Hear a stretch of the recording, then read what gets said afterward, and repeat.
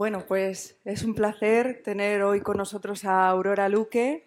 Yo solamente voy a intervenir para darle la bienvenida, agradecerle de nuevo que aceptara nuestra invitación generosamente y os voy a dejar con los maestros que son Ángel Luis y Aurora Luque, que seguro que nos va a maravillar, ¿no?, con la lectura de sus poemas y con sus comentarios. Es un placer. Muchas gracias, Laura.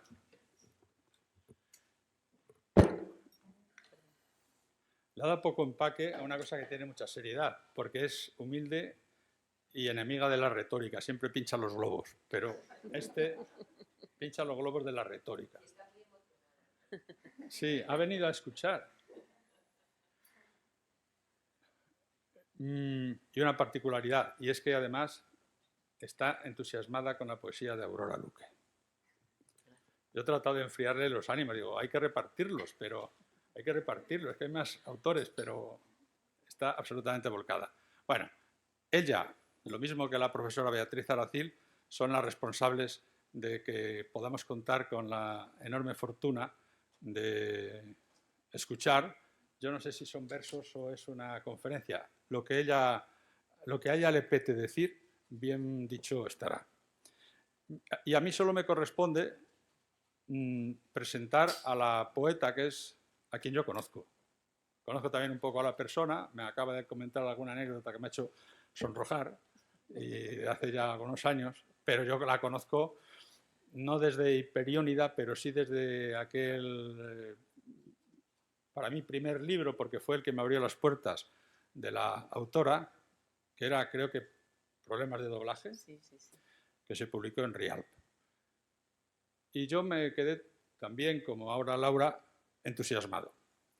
Lo que la gente suele decir siempre que se habla de Aurora Luque, y yo hablo mucho y en mis clases sí se habla bastante y los estudiantes la leen, comentamos algunos poemas, tenemos algún poema también en otro iconostasio, que es algún poema que para mí es central, no sé si en su trayectoria, pero sí en nuestro mundo espiritual, que es, por ejemplo, Gel, porque ahí convergen casi todos los elementos que constituyen su poética. Y siempre que lo pienso y siempre que oigo hablar de ella, se suele subrayar una cosa, que es su condición de poeta, voy a decir helenística, aunque el helenismo es casi como una esfera que cuando la ves muy de cerca se comienza a resquebrajar y empiezan a salir gajos que no tienen mucha analogía con otros gajos de la misma realidad. Pero claro, eso se puede decir de muchos autores. Se puede decir de alguno con el que tiene evidentísimas analogías, que es Juan Antonio González Iglesias, pero en España ha habido muchos poetas helenistas o helenísticos, y ahora subrayo que no es lo mismo, por lo menos desde el siglo XIX. Personas que se han imbuido de la cultura griega y que la han regurgitado y que nos la han devuelto en versos castellanos, donde algunas veces solo queda la letra muerta y otras veces queda el espíritu vivo, aunque no sean filólogos. Por poner un ejemplo, que lo pueden entender hasta las sillas. Pues es mucho más griego para mí un poeta que no conoce griego, creo que no conoce el griego, y que no sé si es un lector muy asiduo del griego, como un Sánchez Rosillo, en su espíritu, en su hedoné, en su manera de enfocar la vida, en su epicureísmo que no viene de los traductores latinos, sino que viene del origen del siglo IV, es mucho más griego que algunos autores que son filólogos, que traducen a escritores griegos, etc. Y como ella no es solo traductora, que lo es, pero no es solo traductora, sino que tiene un espíritu que es también absolutamente solidario con el de la estricta contemporaneidad, por eso es una poeta distinta. Es una poeta distinta porque es una poeta original, porque en su origen, porque en su fuente, porque en su naturaleza coexiste, por una parte, esa nostalgia del universo helénico, que no se la ha inventado ella, pero ella la ha personalizado, porque si han leído a Hölderlin, por ejemplo, el Hiperión, o a Barthélemy, el viaje del joven Anacarsis a Grecia, saben que todos estamos viajando perennemente, o muchos estamos viajando perennemente a Grecia, por lo menos desde los que se inventaron la Grecia que nosotros conocemos, que son los prerrománticos.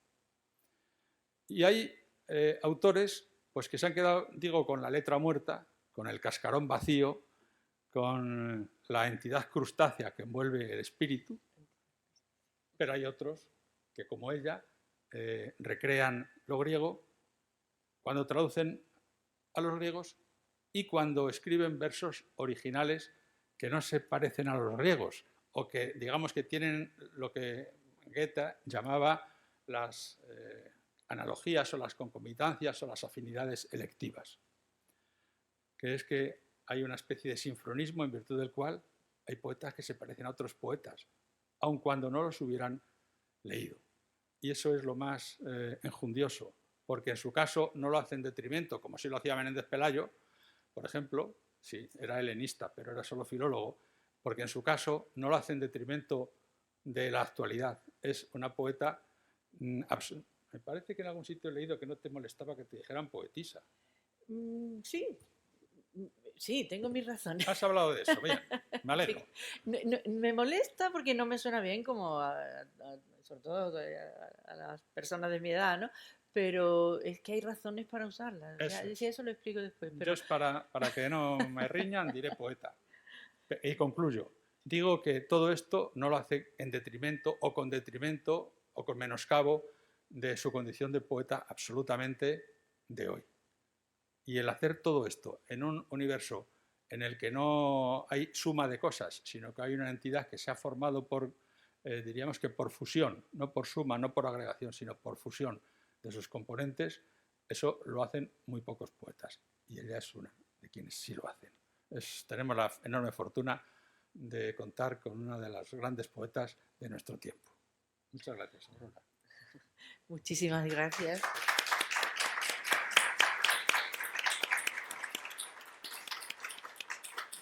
Muchísimas gracias ya por esta lección, porque me quedo con lo de entidad crustácea, entre otras cosas que me han parecido muy interesantes, y te agradezco sobre todo la hipérbole, en tu generosidad también lo hiperbólico que ha habido al hablar de mi poesía, espero no defraudar. Muchísimas gracias por invitarme, para mí es un honor volver a la Universidad de Alicante y además hacerlo en la semana de las escritoras, en la semana dedicada a la mujer escritora, me parece un doble privilegio. Así que estoy muy, muy contenta. Creo que me voy a tener que poner las gafas porque yo siempre acabo, no sé por qué fetichismo acabo, superstición, acabo escribiendo a mano. Cuando voy a hablar tengo que llevar mis notas a mano y voy a hacer pues una lectura comentada de mis poemas, porque la teoría ya la hacéis aquí en casa, está en la casa donde se fabrica el conocimiento teórico, donde proporcionáis herramientas y argumentos y conocimiento. A mí me toca leer mis textos y comentarlos en la medida en que con lo que pueda aportar el comentario. A la hora de decidir el tema del que podía versar mi intervención, pensé que en el marco de un máster de estudios literarios mi mejor contribución, como ya acabo de decir, sería la que viniera del ámbito de la creación y del autoanálisis sobre la propia creación. Sobre la escritura como oficio, la poesía como oficio y metafóricamente como oficio de Gaviera. Estas son mis reflexiones al cabo de 40 años de escritura visible ahora en la superficie, en este volumen publicado pues con mucho esmero por la editorial Acantilado, además con unos números redondos, ¿no? Poesía reunida 1982-2022.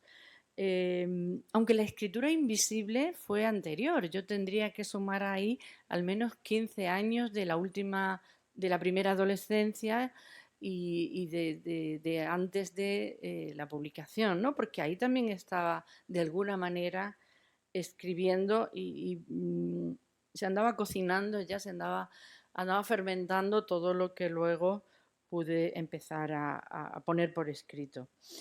Casi desde que tengo recuerdos identificables, primeras memorias, de alguna manera todo tenía ya relación con lo que luego entró a formar parte de la escritura, ¿no? Bien, pues el título, la poesía como oficio de Gaviera, viene de mi obsesión quizá por la palabra Gaviera.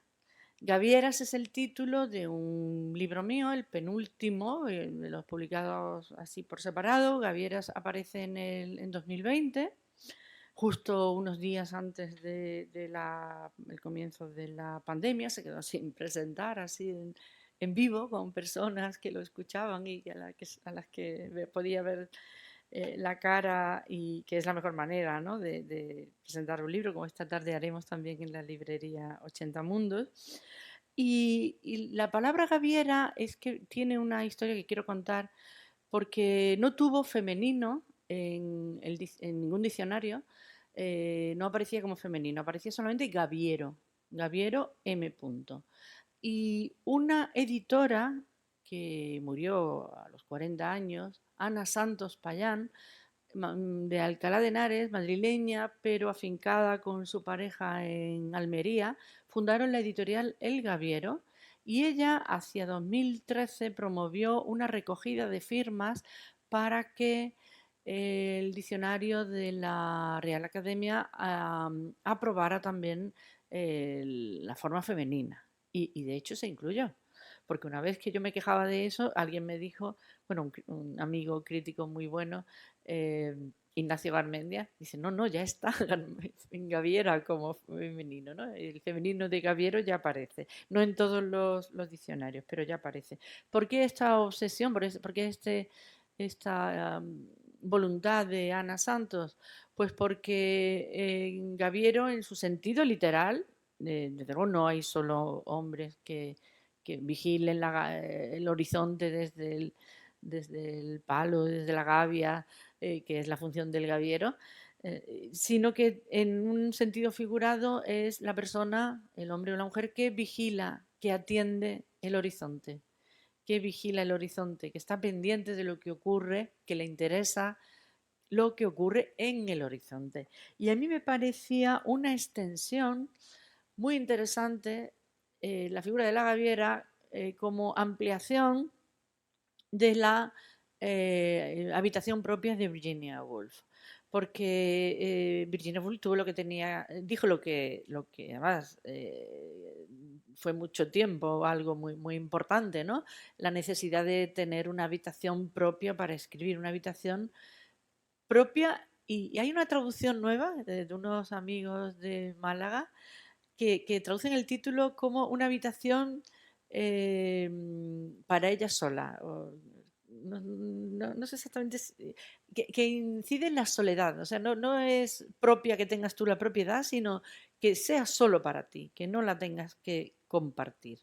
Entonces, creo que no hace falta solo una habitación para escribir. Para escribir, cualquier mujer y cualquier hombre, cualquier ser humano necesita una casa, una ciudad, un puerto, un mar y todo el horizonte. Sin eso, sin la totalidad del horizonte, no podemos escribir con libertad. Y creo que esa ampliación pues la contiene la palabra, la puede contener la palabra gaviera. Gaviera sería para mí entonces la mujer que fabrica sus propios senderos en momentos y gestos de inteligencia y de audacia. Así lo acabé formulándolo. Y desde el momento en que entiendo la poesía como método de indagación y de desplazamiento, una cierta forma de desplazamiento. La poesía nunca está quieta, nunca está con lo quieto, con lo permanente, con lo estable, con lo definido. Entonces siempre la define el movimiento, el apartarse de lo que ya tenemos como adquirido, como un convencimiento o una riqueza que ya creemos nuestra, ¿no? La poesía siempre se separa, ¿no?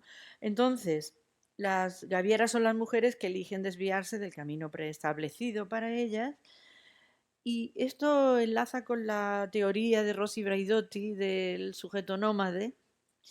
Eh, bueno, yo lo leí bastante después, ¿no? De ya tener esta obsesión de la gaviera.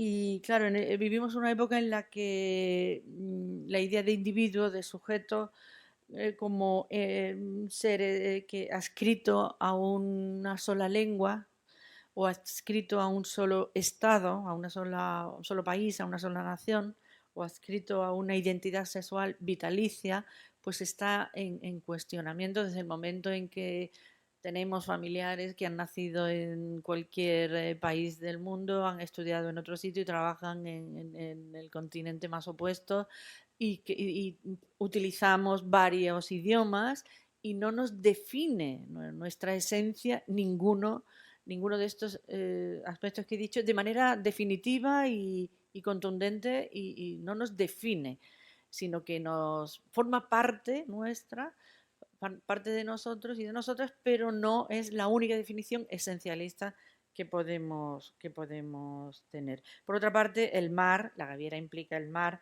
la metáfora del mar mitológico como espacio de libertad, y yo siento las gavieras en esa necesidad de mitos. Los mitos son también otra de mis obsesiones, luego voy a hablar precisamente de eso.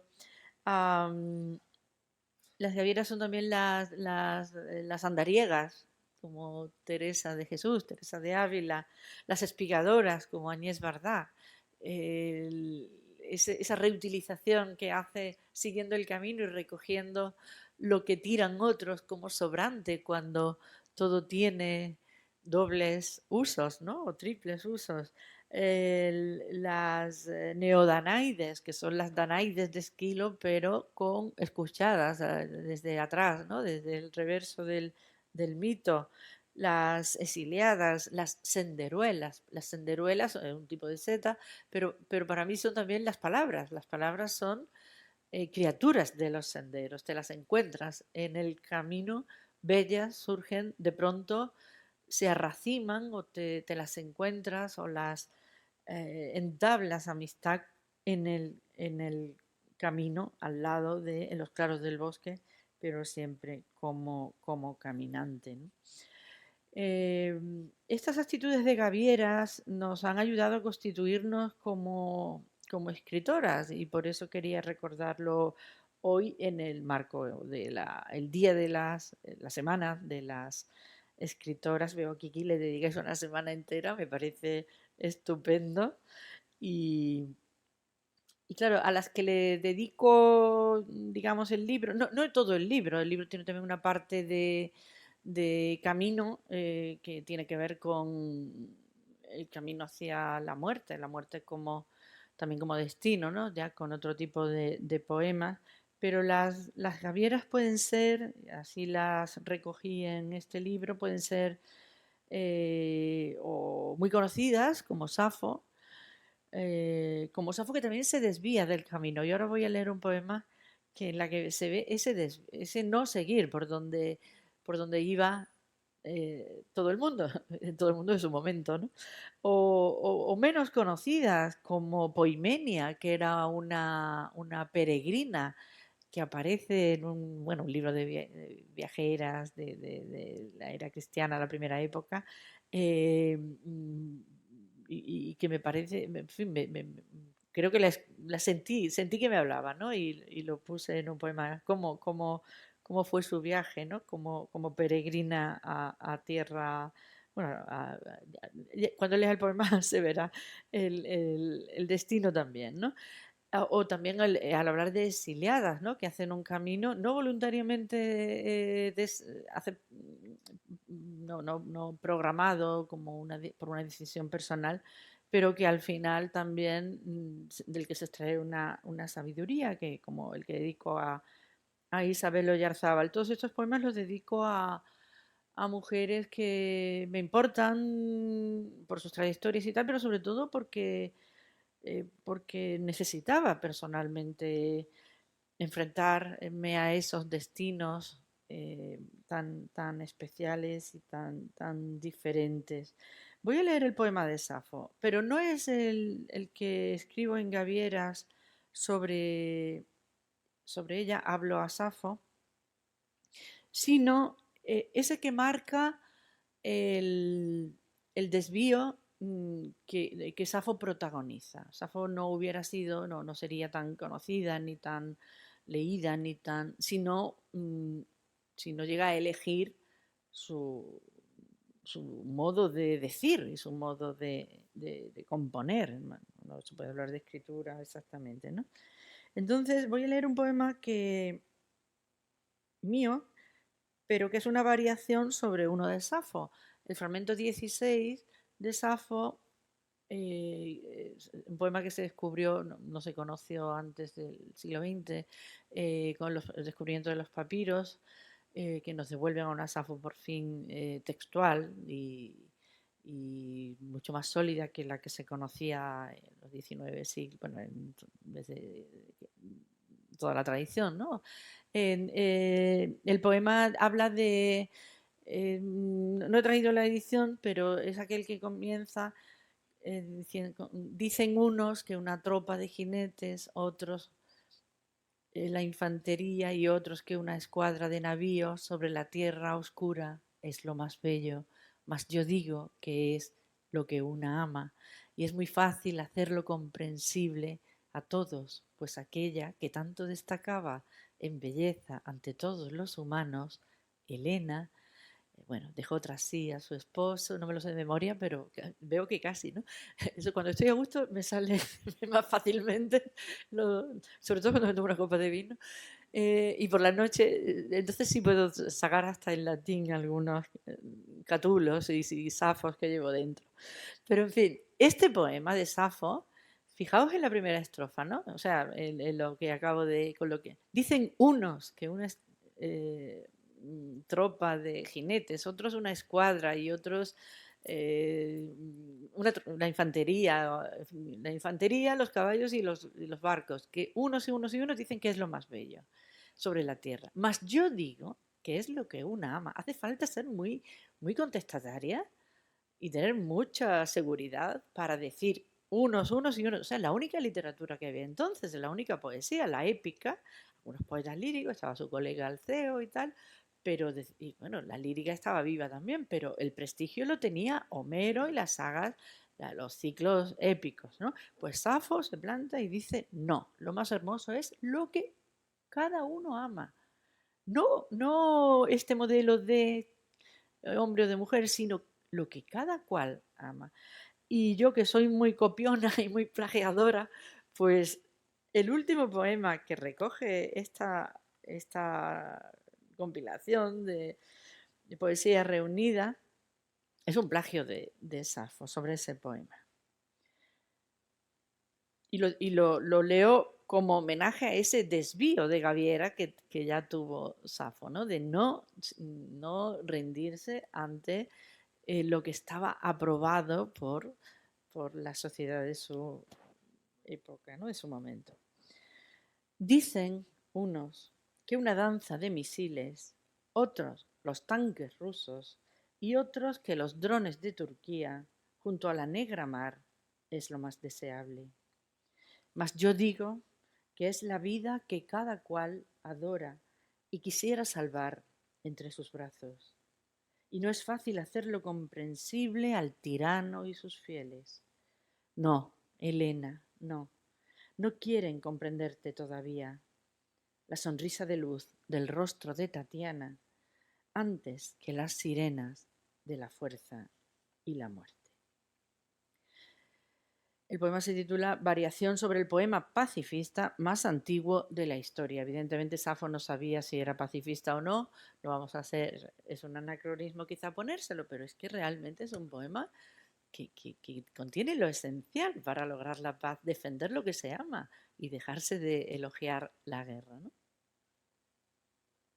Escrito por una mujer, por algo sería, ¿no? También Arquíloco es pacifista en el momento, bueno, era soldado mercenario, pero Arquíloco se vanagloria de tirar el escudo para salvar la vida. Eso, bueno, le hubiera costado un juicio sumarísimo, ¿no?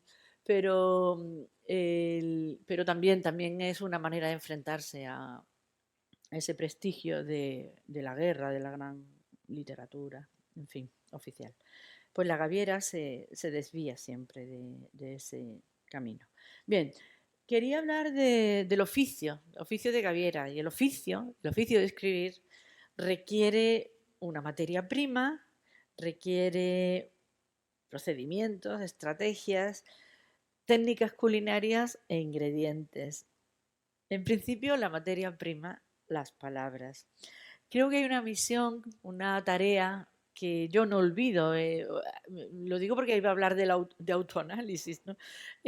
Veo que no lo he olvidado. En casi todos mis libros aparece siempre algún poema que intenta reconocer o denunciar lo tóxicas, lo nocivas y lo dañinas que pueden ser algunas palabras. Voy a leer un poema. Tengo dos aquí, pero voy a leer uno que se titula Aviso de correos, del libro Transitoria, y que también ya puede adelantar un poco del uso de los mitos que, aunque es una etiqueta que me ponen, ¿no? Aurora Luque, tal, relee, revisa la tradición clásica, y a veces se queda ahí mucha gente, pero no es lo único que se hace, que hago, digamos. Otra cosa es que sepa hacerlo bien, pero me interesa muchísimo la mitología.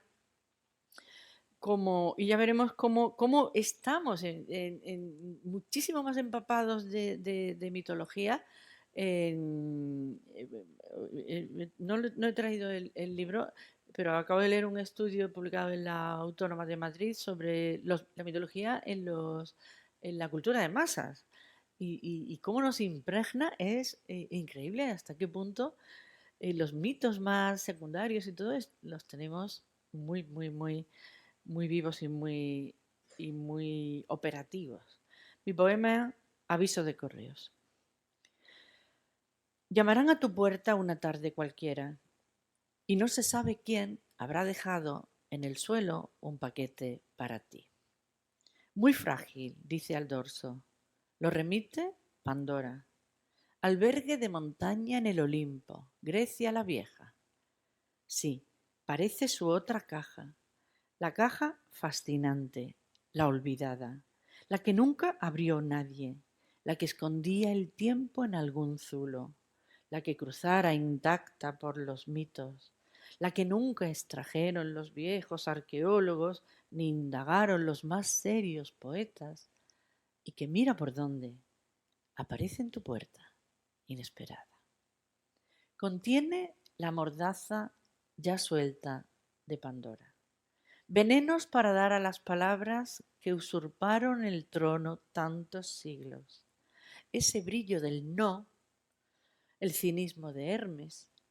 Ondas para romper los espejismos de las formas dañinas del amor.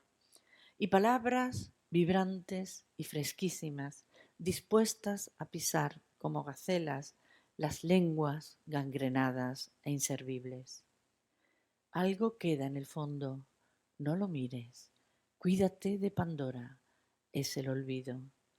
Si llaman a tu puerta cualquier día, si traen un mensaje de muy lejos, mira la dirección del remitente, porque a veces los dioses caprichosos rectifican el mundo en cajas nuevas.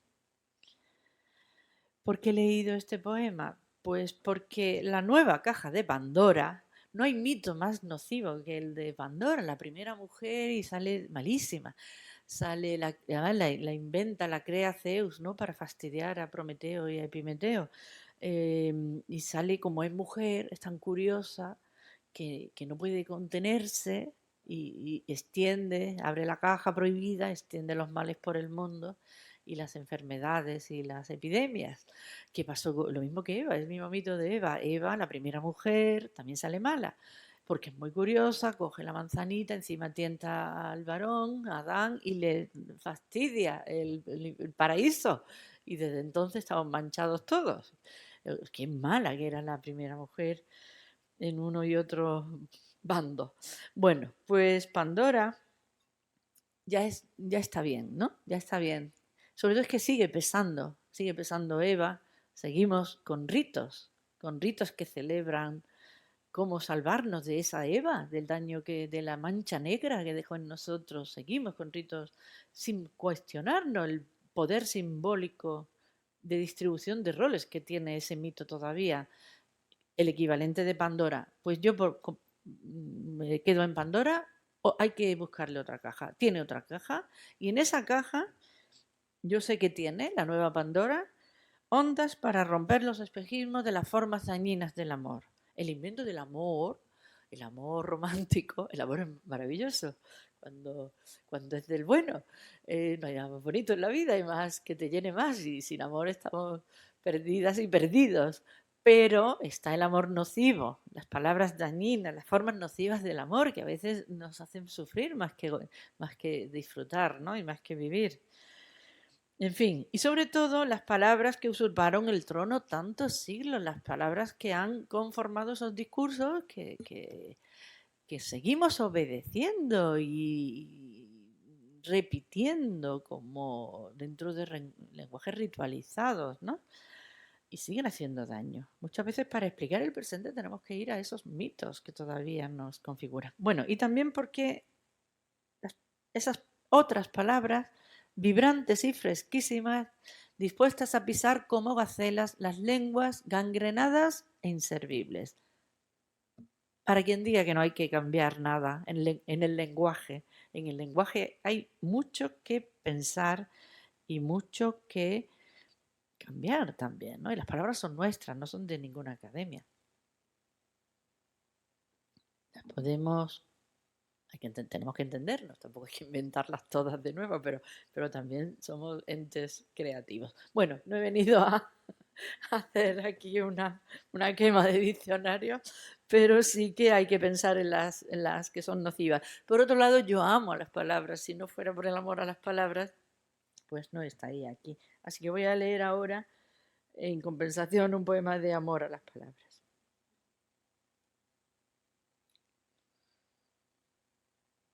Senderuelas.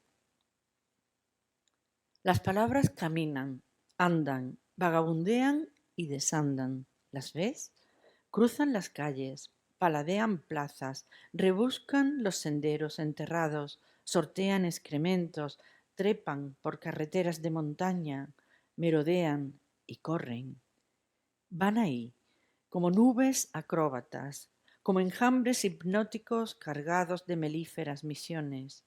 Las palabras, senderistas en grupos amicales o solas como brujas, andan, tropiezan, se golpean a veces y se arañan las unas a las otras, a veces se encadenan los hombros con abrazos, recogen el caído y bellísimo abanico del ginkgo, se dejan empapar de viento de cerezos.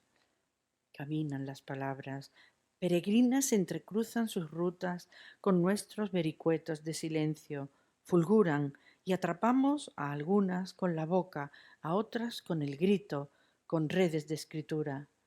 Mas se van en bandadas enloquecidas, altas, o se esconden y silban como voces de bosque.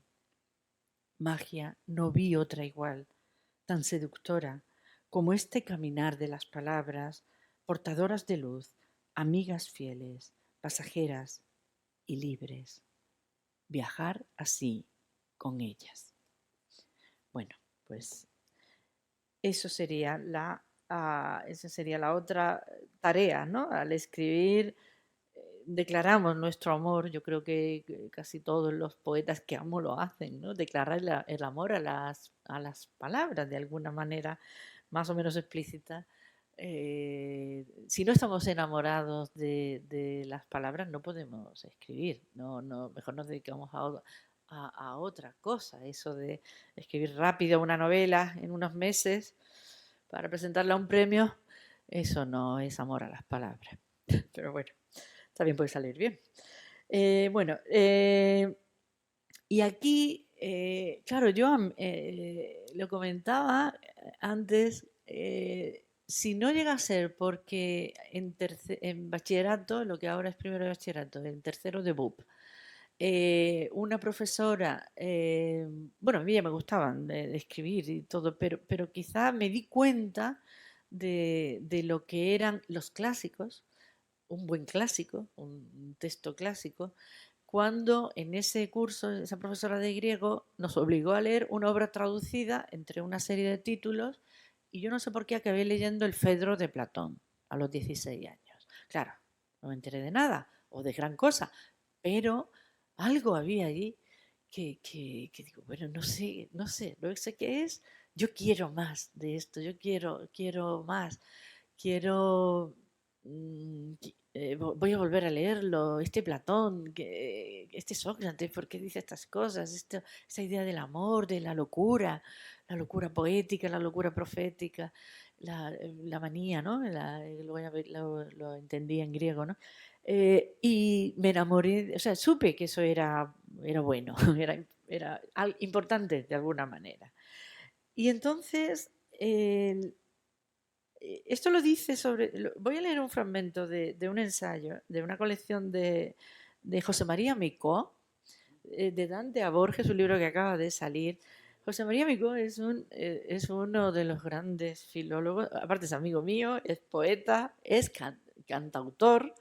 Se cansó un poquito de la vida académica, bueno, no se cansó porque desde luego sigue publicando, pero después de casi se enfermó de la espalda porque tradujo a Ariosto y a Tasso y así de una atacada en Florencia y enfermó de la espalda y se fue un poco a la parte vivencial de la poesía y con su esposa pues se dedican a cantar y él toca la guitarra y el charango y su esposa canta y van por ahí dando conciertos sobre, en fin. Entonces es sobre todo un gran filólogo y la manera en la que habla de los clásicos, yo para qué voy a decirlo de otra manera. Os voy a leer el primer párrafo porque venía subrayándolo en el autobús y, y lo voy a leer porque lo dice de una manera que quizá haya que recordar que es así, ¿no? Y dice José María Mico en el párrafo primero de estas páginas sobre clásicos. A los grandes autores y textos clásicos que constituyen lo que suele llamarse el canon literario, los perjudica un equívoco que conviene deshacer. Nos parece que están ahí, en su limbo, porque contienen la esencia y alcanzaron la excelencia en la representación de las líneas de fuerza de la historia, la cultura y el pensamiento de su época. Damos por hecho que son característicos de una lengua, de una nación, de un tiempo histórico, de un estilo artístico o de una institución literaria, como pueden ser los grandes géneros. Pero lo cierto es que no los define su representatividad y están ahí porque no se parecen a sus contemporáneos, porque transgredieron las normas, superaron las teorías e hicieron algo que nadie más hizo. La literatura siempre se ha nutrido y se nutrirá de sí misma, pero lo hace al modo de las demás artes en su devenir, porque las grandes creaciones modifican el pasado y transforman el futuro. En definitiva, el canon literario no recoge la uniformidad, sino la singularidad y la diferencia. La tradición literaria no es una exposición de modelos, sino una reunión de excepciones y extravagancias. Son clásicos porque son de otra clase. Yo me quedaría con esta definición. Son una reunión de excepciones y extravagancias. Claro, Góngora es un loco, es un extravagante que hace lo que a nadie se le hubiera ocurrido y de hecho lo paga caro, ¿no? Lo paga con un silencio de varios siglos. Bueno, el caso es que para mí yo añado también que los clásicos no hay que tomarlos como un conjunto. Hay clásicos pesados que se meten en el corpus de los clásicos y que son insoportables, son insufribles. O sea, no es lo mismo, en fin, no voy o sí, no sé si en la tradición grecolatina, entre mis queridos griegos, todos no son maravillosos, de algunos pues son más, en fin, más aburridos, menos relevantes hoy, no nos dicen lo mismo, algunos son muy repetidos y no sé, yo por ejemplo no soporto a Jenofonte, que además lo tuve que enseñar obligatoriamente porque en selectividad se empeñan no hay poetas entre los que seleccionan los autores, ni entre los autores seleccionados para selectividad, y así se mortifica a los adolescentes con la poesía amorosa tan maravillosa que hay para traducir. Bueno, el caso es que para mí hay clásicos impopulares, digamos, no sé, y luego está, pues eso, Simónides sí es interesante, Simónides que escribe el llamo contra las mujeres, que un largo poema que ese sí se conserva entero, que va comparando a las mujeres con distintos animales, con la cerda, con la mujer sucia, la yegua, la presumida, la comadreja, la chismosa, la zorra, la astuta, y solo hay un tipo de mujer buena, que es la abeja. Pues todos los clásicos, evidentemente, no son igual de recomendables. Hay que conocerlos, porque hay que saber de dónde venimos, de dónde vienen ciertas tendencias muy actuales, además, incluso en política. ¿De dónde vienen? Pues de esa misoginia que arrancó muy, muy pronto, ¿no? Bien, pues recomiendo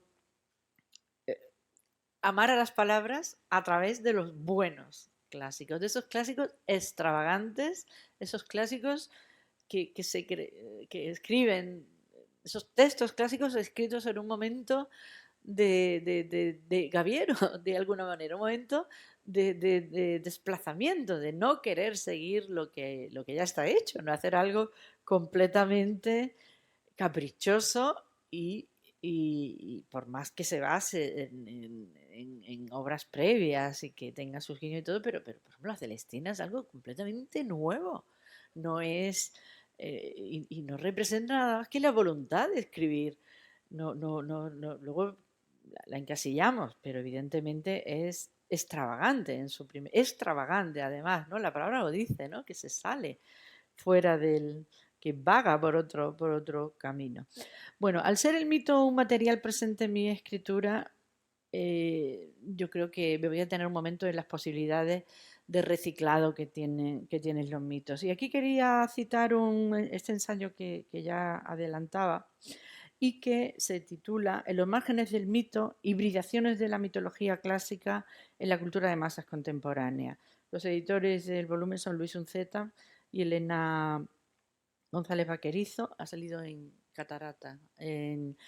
No lo he acabado todavía de leer, pero me refresca, o sea, me resulta refrescante porque veo la absoluta vigencia de determinados mitos. Cada época elige sus clásicos y cada época elige sus mitos. Y con el mito hay que tener mucho cuidado para no caer en esa tentación arqueológica, en el uso ornamental y en el falseamiento de muchos tipos, ¿no? que nos podemos quedar atrapados, ¿no? Atrapadas con el recurso al mito. Yo creo que Cautela enseña, por ejemplo, lo ha citado a Hölderlin, que es uno de mis poetas maestros, a los 18 años leí el Hiperión y me llevó Luis Cernuda de la mano, o sea, de su mano a conocer a Hölderlin a Grecia. Siempre hay intermediarios, ¿no? Amigos en el camino. Y para mí, quizás Hölderlin es un gran poeta trágico, pero es el que logra, el que no envejece en su tratamiento en su nostalgia, en sus himnos o elegías a Grecia, porque a veces canta y a veces añora, porque consigue que Grecia acontezca en el poema. Es decir, no la evoca, o la evoca, pero consigue que Grecia esté en su poesía. No es una Grecia mediatizada ni falseada, sino la trae y Grecia sucede. Hay una Grecia que sucede en su poema y que se termina cuando se acaba el poema. Y él sabía muy bien que no se iba a poder recuperar ese sueño, esa Grecia como utopía, que sí se soñó en fin, en la política de la época, ¿no? Se añoran ciertos... Se puede soñar, pero evidentemente es irrecuperable, ¿no? Bien, voy a leer como homenaje a Hölderlin el poema Al enviar sus libros a la torre de Hölderlin, que es algo que hice porque Hölderlin pasó los 36 últimos años de su vida en un estado de demencia. Un señor lo alojó en su casa, en un piso de una torre que da al río Neckar, y allí pues escribió unos poemas sobre las estaciones, los poemas de la locura, ¿no? Que están expuestos en la torre. Yo la visité, pues soy muy fetichista, voy a ver las tumbas y las casas de los poetas y todo eso. La visité pues, con mis primeros ahorros casi. El primer año que trabajé como profesora me fui al Neckar a ver la torre de Hölderlin y me hice amiga de la responsable de la visita, que sabía español, y luego le envié algún libro de poemas y todo. Entonces, al enviar sus libros, son los míos, a la torre de Hölderlin, escribí este poema. Aquí las palabras a las que acudo son las del mundo de la economía, porque, bueno, todo la poesía del Reino de la Libertad se puede acudir a lo que... Pero precisamente para destacar la generosidad de los poetas de verdad. Los poetas verdaderos son generosos. Fijaos que cualquier objeto en el que podamos pensar y que podamos regalar tiene dueño, tiene precio. Son muy pocas y tiene un tiempo y caduca. La poesía no, la poesía está hecha para todo el mundo, de todas las épocas, todas las personas y todas las lenguas y media algún traductor o traductora, ¿no? Entonces no hay nada más, no hay tesoro más grande que la literatura. Imaginaos cuando Ovidio escribe una elegía, la escribe para siempre, el siempre hasta que llegue la gran bomba, ¿no? O se queme ya el planeta, lo acabemos de quemar. Pero no tiene unos herederos concretos. ¿No? Esto para mí, esto para los míos, esto para mi familia. No, es para todo el mundo. Quien quiera leerlo en todos los continentes. A mí me maravilla esa generosidad del arte, ¿no? Es solo, pero la literatura es más barato, el tesoro más generoso porque es el más fácil de compartir.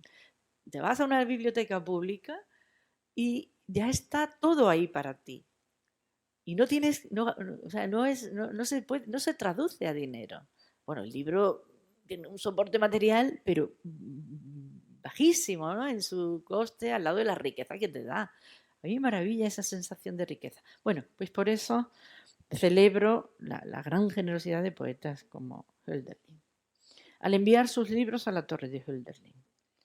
Vivir es aprender el uso habilidoso de la calculadora, sueños a plazos, venta a un alto interés y cíclicos descuentos fabulosos sobre la demasiado cara dignidad. Apartado de deudas impagables, Tubinga, verde Neckar, la pura turbación de las palabras, los dioses preguntados frente a frente, la vehemencia pura de la tierra, y saber cómo hablaba exactamente el sol y cómo murmuraba sordamente el destino. Dones incalculables, don de los himnos plenos del poeta, titán de los subsuelos del destino. Oh, la revelación de todo lo viviente que transporta un poema, del dolor jubiloso que descifra la soleada altura de la vida, del Etna que transmuta con soberbia de luz los calcinados mapas interiores. Sé que sucumbiré a vuestros golpes, pero antes quiero pertenecerme. las últimas palabras son de Helldredin, van en cursiva en él. Y es que me emociona muchísimo leerla porque él fue maltratado por la locura, pero también por el amor. Se enamoró de la esposa de un banquero a cuyos hijos les daba clases particulares y bueno, acabó, en fin, también andando, iba, en fin, tuvo en fin, una especie de caminata entre ciudades que también contribuyó a la locura. Pero nos regaló una poesía maravillosa, como tantos otros poetas. Y a mí ya digo que me llevo de la mano a... Bueno, creo que ya tengo que terminar, ¿no? ¿Qué hora es? Es que yo no... Madre mía, ya llevo tiempo, ¿verdad? Demasiado, sí. ¿No? ¿No?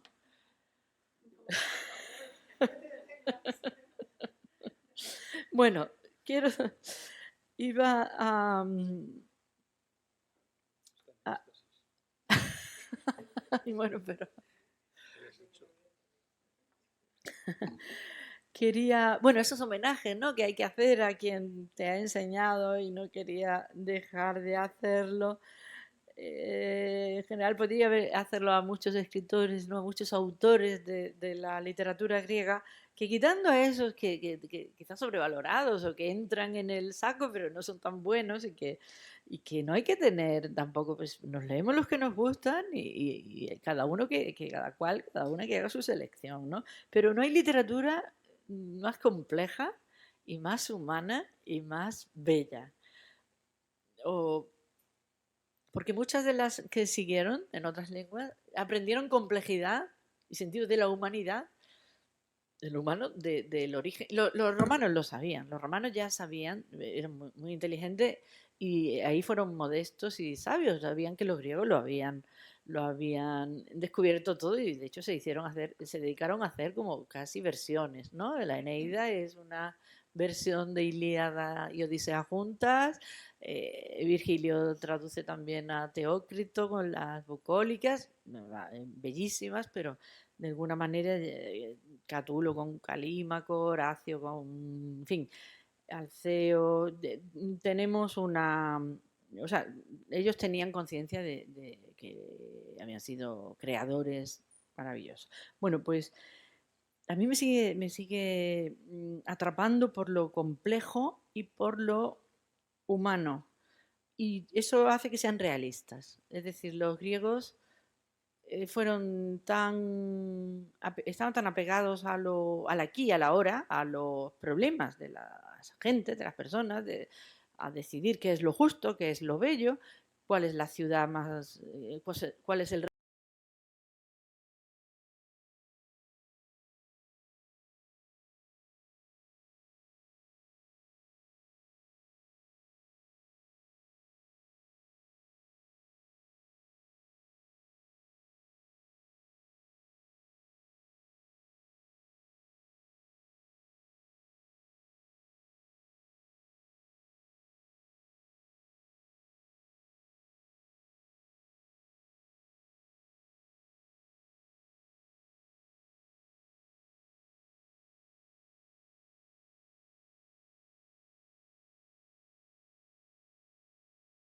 con gimnasios, con teatros.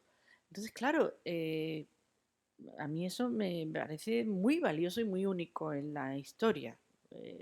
No cifrarlo toda la vida a la religión, ¿no? La religión incluso era modificable por los poetas y preocuparte por el bien en tu sociedad. Eso da lugar a una literatura que todavía me sigue fascinando hasta el punto de que asoman en el título que he puesto a mi poesía reunida, Las sirenas. Las sirenas, es uno de los mitos híbridos, de los personajes míticos híbridos de los que habla ese ensayo del que acabo de citar, que os recomiendo porque hace análisis, por ejemplo, de los híbridos, de estos monstruos híbridos en los videojuegos, en el cómic, en los musicales, en las campañas electorales, por ejemplo, a Hillary Clinton le hicieron una campaña poniéndola como Gorgona y Perseo era Trump y parece que fue eficaz. En fin, que cómo aparece el cíclope, cómo se recicla en los Minions, en fin, está presente, inspira los mitos, muchos más territorios, no pertenece a la alta cultura ni a la cultura en el sentido más tradicional o más académico, ¿no? Sino que están en el cine, sobre todo. Hay un análisis, por ejemplo, de Tiresias, el mito de el Tiresias andrógino, ¿no? Bueno, que vive como hombre y como mujer, en fin. Es muy interesante, y sobre todo con los personajes monstruosos, los monstruos, los mitos, en fin, los personajes míticos híbridos, que son los que están en los márgenes de lo que mezclan mundos variados, mundos varios, mundos distintos, lo masculino y lo femenino, lo humano y lo animal, y que son inquietantes, fascinantes y repulsivos a la vez. Está la gorgona, la esfinge, y las sirenas lo son. Las sirenas son peligrosas. Las sirenas son un coro de mujeres que cantan y con su canto destruyen al héroe.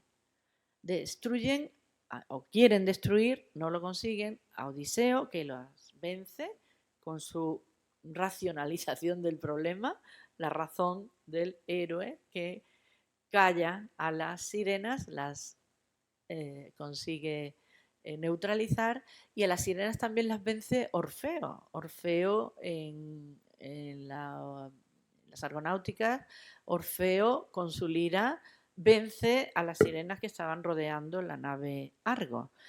También, o sea que son vencidas por el cantor por excelencia masculino, además, que con su lira, con su canto, vence a las sirenas. Entonces, estas preguntas que se hacen al comienzo de este ensayo, ¿sigue siendo el mito clásico una categoría funcional que explica nuestro mundo contemporáneo y da respuesta a sus desafíos? ¿Continúan estos relatos antiguos interpelando a la sociedad actual en sus preocupaciones más íntimas y proporcionando herramientas de reflexión sobre aspectos relevantes? Pues resulta que hay que contestar que sí. Y además la mitología ofrece ventajas sobre otros referentes, porque la palabra referente no me gusta, pues la ha gastado ya, ¿no? Todo el mundo habla de referentes, ya no sabemos.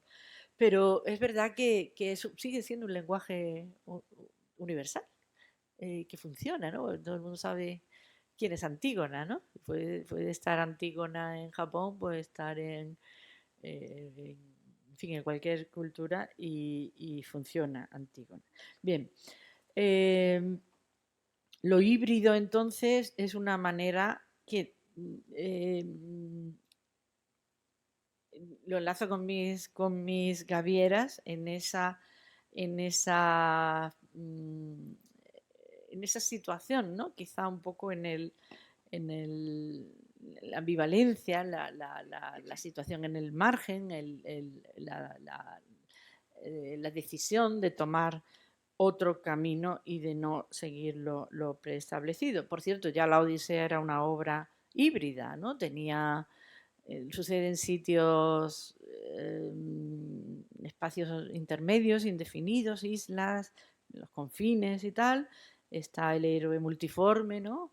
Y están las criaturas monstruosas. Pues a mí me interesa explorar lo que hay de nosotros y de nosotras, y lo que hay de mí y lo que hay del mundo actual, y que se puede reconocer, o que podemos descubrir dialogando con personajes mudos hasta ahora en el mito. Podemos preguntar, tengo un poema, pregunto a las Danaides. Personajes mudos que nos han contado el mito que vehicula una realidad de una manera. Vamos a seguir preguntándole al mito. Vamos a preguntarle a Antígona. Vamos a ver qué nos dice Antígona. Los mitos no son dogmas, nunca fueron dogmas, no quemaron a nadie por por cambiar a los padres de Eros, que Alceo en un poema de pronto dice que Eros es hijo de Iris y de Céfiro, porque le apetece y no era un asunto religioso, pero no, Eros tenía su santuario, pero no pasaba nada. Un poeta decía lo que quería. Bien. A mí esta constatación de por supuesto, lo podemos ver solo con asomarse, ¿no?, a cualquier serie de anuncios publicitarios.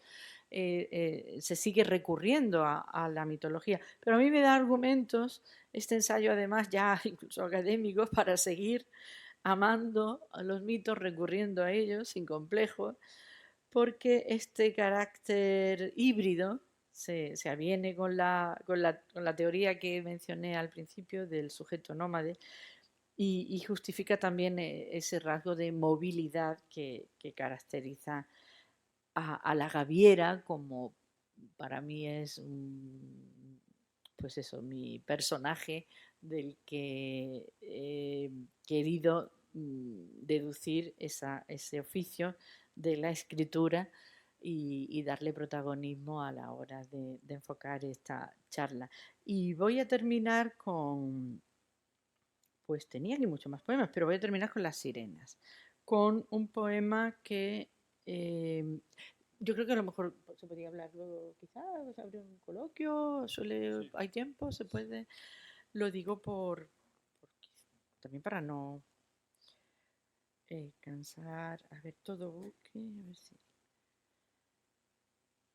Una de las misiones, he dicho lo de cuestionar, encontrar las palabras nocivas, las palabras dañinas. El poema denuncia, o el poema puede sugerir malestar ante el mal uso del lenguaje, o amor a las palabras, o amor, en fin, a la propia tarea de escribir. Hay mucha poesía metapoética, pero otra misión es ir más allá, ir al fondo, otra tarea, ¿no?, de ese oficio, ir al fondo. Yo lo llamo ir a buscar las larvas de sirenas, no solo ya averiguar qué tenían las sirenas de peligroso para que ese canto coral de esas mujeres míticas se quisiera cancelar, se quisiera anular, se quisiera vencer. ¿Y cómo serían esas larvas de sirenas? Que ese canto primero, ese lenguaje del fondo, ¿de dónde? Ese germen de la poesía, en pocas palabras, ¿no? El poema pertenece a la serie Náutica, del mi libro último antes de recopilarlos, que es un número finito de verano. Náutica es porque lo escribí a partir de un manual de náutica actual, el manual que se utiliza para las escuelas para náuticas para sacarse el título de patrón de embarcación de recreo, el PER. Pues a mí me dio por sacarlo, ya mayor, así, ya hace poco. En fin, porque el más real también me atrae tanto como el literario, ¿no? Entonces, en lugar de hacer los test y de aprenderme los exámenes y practicar mucho, pues, y sobre todo en las prácticas, ¿no?, que es lo más importante, pues me dedicaba a quedarme embelesada con las palabras del mundo de la náutica, que claro, eran puras metáforas, eran simbólicas, estaban llenas de poesía. Y le dediqué pues poemas a muchas de ellas, ¿no? Salían los poemas de... Eso es una norma del reglamento que hay que seguir cuando se navega. Todo buque que alcance a otro se mantendrá apartado de la derrota del buque alcanzado. Y juego con el doble sentido. En la vida cotidiana, derrota es fracaso, ¿no? En el náutica, la derrota es el rumbo. Qué casualidad que sea lo mismo, rumbo y fracaso, ¿no? El derrotero, ¿no? El derrotero sí mantiene, si lo entendemos como rumbo, pero derrota nos sugiere antes el fracaso, ¿no? Sí, era seguir el rumbo, la derrota, sucumbir derrotada, desacertar los rumbos, derroteros, derrumbes, la derrota de Eros, la ruta, la rutina, la derrota. Ese buque altanero no sigue el reglamento, nos alcanza y embiste nuestras luces. La travesía, entonces, se hará bajo los limos del silencio profundo. Sin voz a flote ya, sin pabellón, sin cómitre, en la hondura sin normas, escucho un canto tenue y ardientemente libre. Son larvas de sirenas. Es la poesía, ¿no? Ese buque que nos alcanza y cambia de rumbo.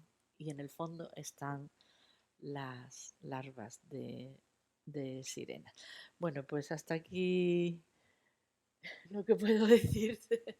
Como, bueno, podría seguir leyendo poemas y comentando, pero tampoco quiero abusar. Si tenéis alguna pregunta, alguna curiosidad, pues...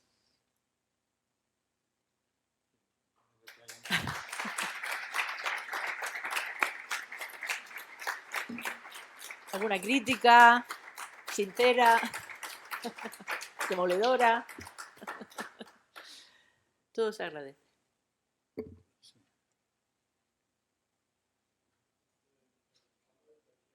Sí, sí, sí, yo creo que sí.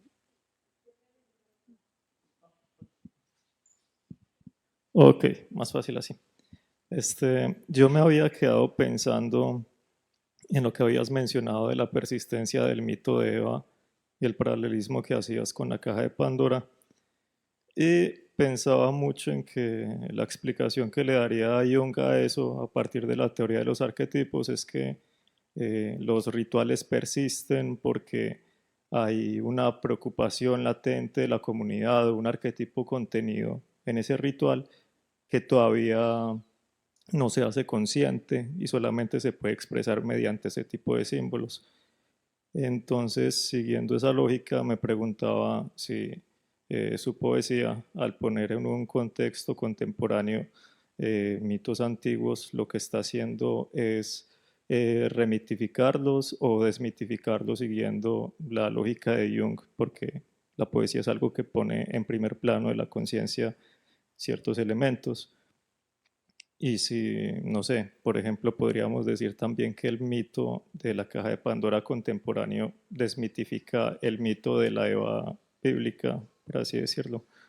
Entonces tenía como esas dos preguntas en paralelo. No sé si me hice entender también y si cometí alguna inexactitud teórica con Jung, también me disculpo, pero es que tampoco soy experto en Jung. Pero... Bueno, yo creo que los poemas no se escriben como en principio como una contestación así argumentada. El poema también habla al final de una pregunta que queda un poco imprecisa, no es solo... Pero supongo que sí, que de alguna manera desmitificar es quitar los tornillos al mito, ¿no? Deshacerlo, para ver cómo, y luego volver a montarlo, ¿no? De otra manera, ver cómo funciona, querer entender cómo funciona. Más que crear nuevos mitos, valerse, saber que son herramientas, que son artefactos, intentar ver cómo funcionaron y también aquí y clamar un poco contra o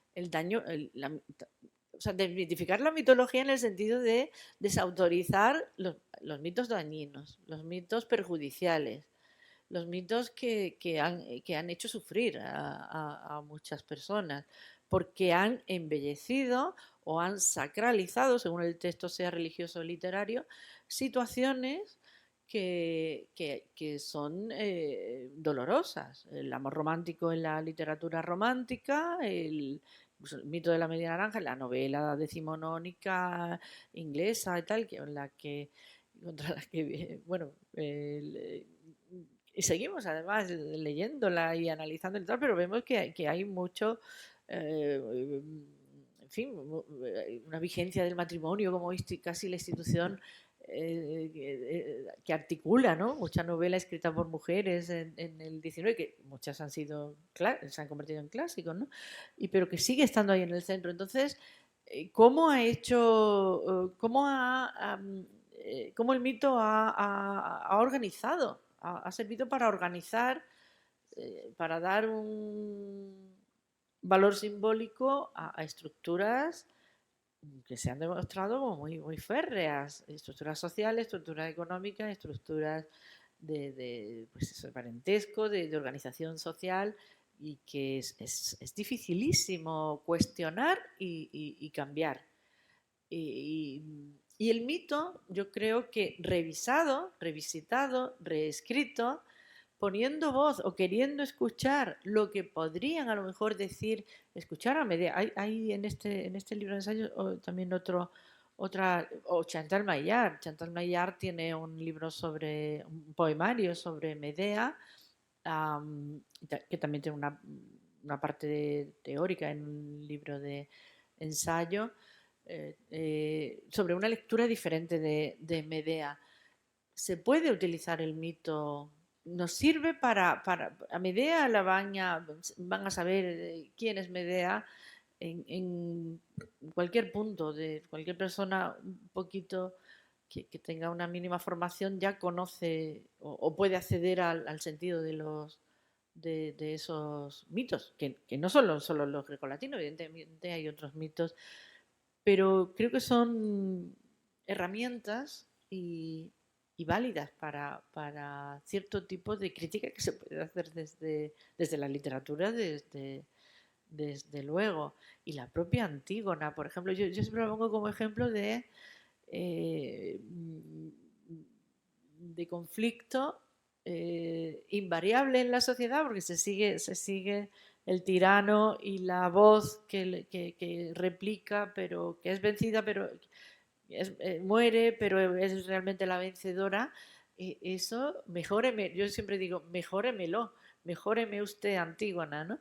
Lo digo porque se pueden seguir haciendo Antígonas en cada momento de la historia. De hecho, un atentado terrible que hubo en Moscú, un atentado checheno, me parece, hace unos cuantos años ya, bastante, se hizo durante una representación de una Antígona dentro de un teatro, y murió el público, murieron actores y todo.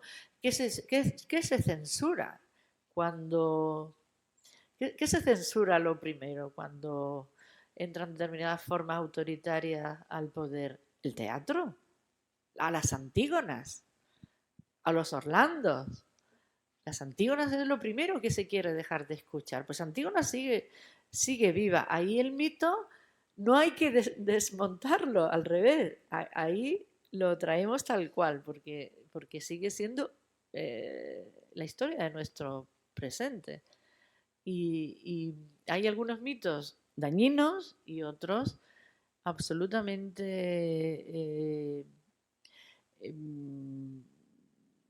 vivos y útiles para comprendernos unos a otros y no tener que recurrir a la violencia, que es para lo que sirve la palabra, ¿no? Bueno, no sé si te he contestado seguramente. No exactamente, pero bueno, es lo que puedo. Sí.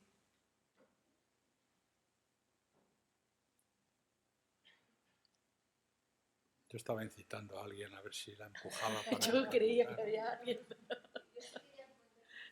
Sí.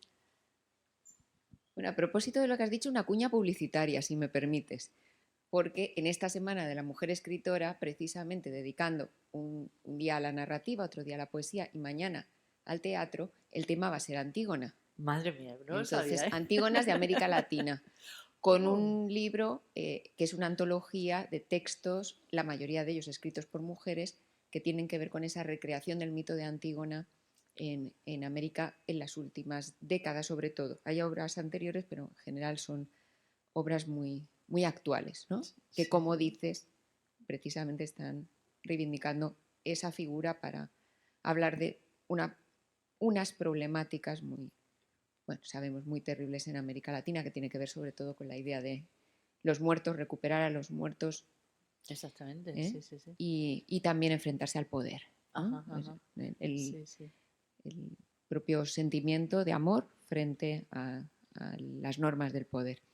Pero bueno, cambiando totalmente de tema, quería preguntarte un poco también por la vitalidad de tu escritura, ¿no? Porque has hablado mucho de esa literatura que te nutre, pero me da la impresión de que la propia vida y el mar como también generador de vida está en tu poesía. No sé si nos puedes hablar un poco también de esa otra Sí. Lo vertiente. del mito era, bueno, quizá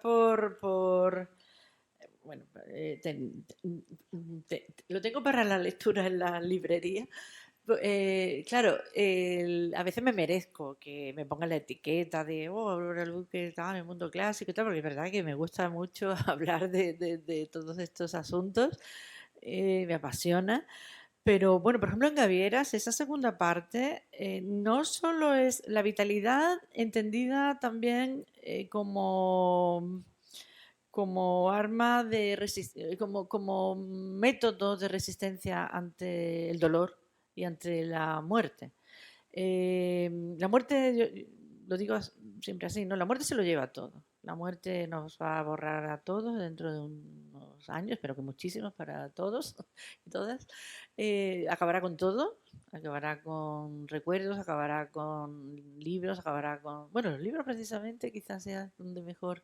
Si hay una idea de eternidad está quizá en el arte, ¿no? Y la literatura. Pero bueno, vamos a morir todos, en fin, la muerte se lo lleva todo. Entonces, para que no gane terreno, de ahí la defensa de horaciana, ¿no? Del carpe diem, el carpe noctem, de la belleza, de la alegría, de la música, de la felicidad, precisamente porque sabemos que el dolor va a venir y la enfermedad nos va a herir y a humillar y a derrotar, ¿no? Y nos llevará de una manera muy cruel, pues cuanto menos dediquemos, menos discurso dediquemos a remover la herida y señalemos lo hermoso y lo mucho que hay que hacer también, hermoso en el sentido de construcción pues de esa libertad, que es ese maravilloso invento griego, ¿no? La libertad como la libertad de la ciudad. Todo lo que dediquemos a eso, pues será terreno ganado a la muerte. ¿Para qué vamos a indagar en algo que ya sabemos que va a venir, que viene con toda su panoplia, que viene con todo su ejército y que nos aniquila y nos... en fin, el dolor, desde luego, la elegía es un género absolutamente... Pero precisamente de la elegía se saca también, después del llanto, después de llorar, te queda el confort de sentirte viva, ¿no? Y creo que la poesía pues, puede tener esa misión quizá terapéutica, ¿no? De acompañar, recordando el dolor de otros cuando lo estamos pasando. En Gaviera, la segunda parte es un poemario, es una parte de duelo por la muerte de mi compañero que murió de un tumor cerebral, pero yo no lo voy diciendo por ahí. Sé que está dicho en los poemas, lo que puedan decir los poemas, que lo cuenten los poemas, el dolor y momentos de soledad absoluta y del horror, ¿no? De quedarse, de esa primera soledad, ¿no? Pero también la rabia contra la muerte, ¿no? La rabia de la vida perdida, de la vida no vivida y yo amo la vida por encima de todo. No quiere decir que no respete las manifestaciones de dolor, pero siempre sin dejarle demasiado terreno, porque si no la muerte se ríe de nosotros y nos come la riqueza que tenemos, ¿no? El territorio, el pequeño terreno de felicidad, ¿no? Y y de amistad y de sentimientos que vale la pena, ¿no? Cultivar y proteger lo que cada una adora, ¿no? Lo que cada cual adora, que decía Safo, ¿a qué viene que cantar a la infantería y tal, que van a matar, que van a la escuadra de navíos que va a Troya, o si van a matar a otras personas que otros aman y que otras madres aman y otras andrómacas y tal? ¿A qué viene cantar tanto esa esa pulsión de muerte, ¿no?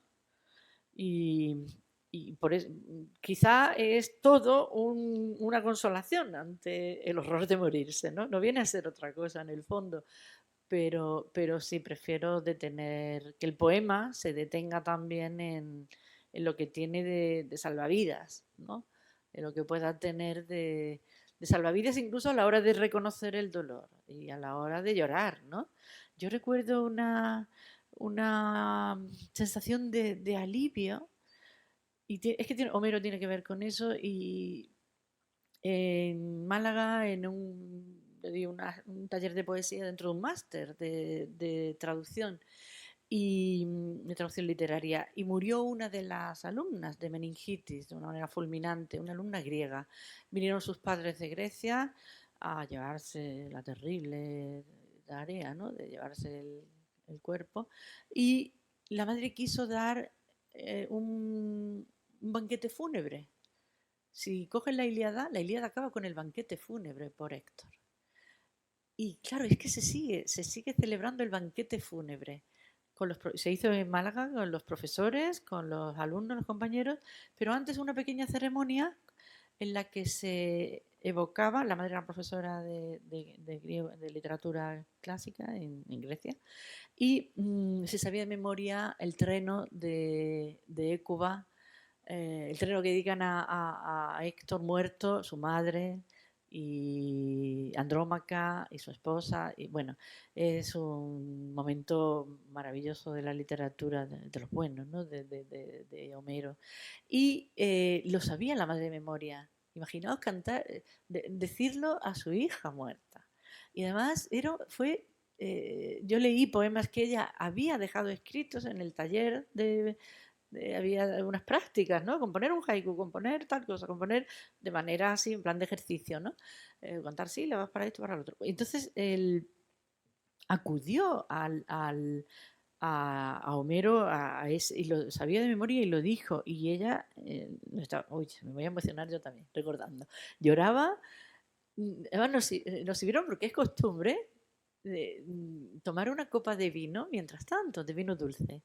Mientras tanto, y cada uno de los compañeros fue leyendo las traducciones que había hecho de Gloria Fuertes, en fin, el decano también, así, un grupo de... Y ahí me di cuenta de lo sanador que era compartir ese dolor. Y la poesía tuvo mucho que ver en... Por supuesto que seguimos sufriendo y llorando por ella, pero de otra manera. Es ese duelo compartido y la palabra poética ahí tuvo mucho de transformar ese dolor en otra cosa. Yo salí de ese duelo sabiendo que había aprendido algo completamente diferente en mi vida. Volví esa noche a mi casa, abrí la Ilíada y estaba el banquete fúnebre. Y creo que es que la palabra nos salva, nos cura, no nos salva. La salvación es un concepto demasiado ambicioso. Nos acompaña, a veces los poetas nos hablan. Yo siento que hablo con Catulo, que me pone la mano en el hombro cuando necesito. Bueno, Catulo es más festivo, ¿no? Pero bueno, su dolor lo siento también, ¿no? Que me hablan los poetas, que me habla Garcilaso, que cuando murió mi padre me salía la copla de Jorge Manrique, me salía Machado, me salía Becker, porque me obligaron a estudiarlo y a comentarlo a fondo y casi a memorizarlo. Por eso hay que obligar, para que luego tengamos algo cuando nos dé el Alzheimer. Que recordar sale solo, ¿no? Y distraigamos a nuestros nietos, a nuestros cuidadores. Entonces, esa idea de la palabra que acompaña y que puede hasta transformar el dolor, porque es muy poderosa, es por lo que yo sigo enamorada de la poesía.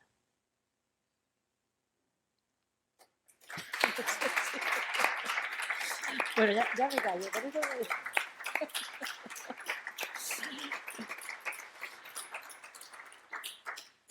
Bueno, pues ¿Alguien quiere mancillar este silencio que acaba de producir? ¿Sí? No. Así quién va a intervenir después de esto. Venga. Perdón por lo que he dicho. ¿Alguien quiere intervenir?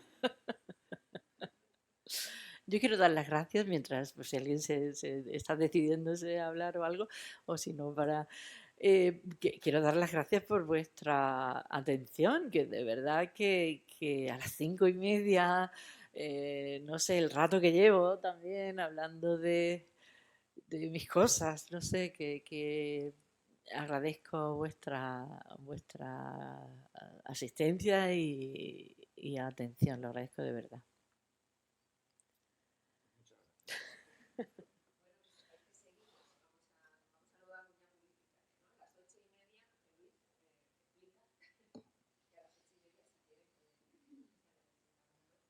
En 80 mundos, no sé en qué consiste el acto, pero Yo tampoco. Supongo que leer, ¿no? Presentar. No, es la presentación de. No, para que Decir, aquí No, está, lo mira. presentamos. no sé la liturgia del acto. Muchísimas gracias. Es que convocan a la emoción simplemente porque estaban escuchando. Gracias. Gracias.